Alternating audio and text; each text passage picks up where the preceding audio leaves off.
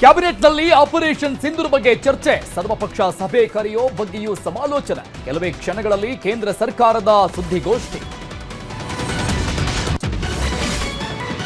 Pak ವಶದಲ್ಲಿದ್ದ BSF ಯೋಧ release, ಅಂತಾರಾಷ್ಟ್ರೀಯ ಗಡಿ ದಾಟಿದ್ದಕ್ಕೆ ವಶಕ್ಕೆ ಪಡೆದಿದ್ದ ಪಾಕ್, ಭಾರತದಿಂದಲೂ ಪಾಕ್ ಯೋಧನ ಬಿಡುಗಡೆ. ಶೋಪಿಯಾನ್ನಲ್ಲಿ ಉಗ್ರರ ಎನ್ಕೌಂಟರ್ ಕೇಸ್, ಉಗ್ರರು ಬಚ್ಚಿಟ್ಟಿದ್ದ ಶಸ್ತ್ರಾಸ್ತ್ರಗಳು ಸೀಸ್, ಬುಲೆಟ್ಸ್, ಕಾರ್ಟ್ರಿಡ್ಜ್ ಗನ್ಗಳನ್ನು ವಶಕ್ಕೆ ಪಡೆದ ಸೇನೆ.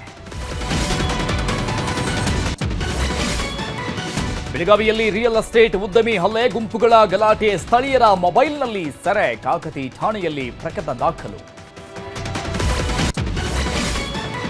ರಾಕೇಶ್ ಪೂಜಾರಿ ಅಂತಿಮ ದರ್ಶನ ಪಡೆಯದ ವಿಚಾರ, ನಟ ರಿಷಬ್ ಶೆಟ್ಟಿ ವಿರುದ್ಧ ಜಾಲತಾಣದಲ್ಲಿ ಆಕ್ರೋಶ.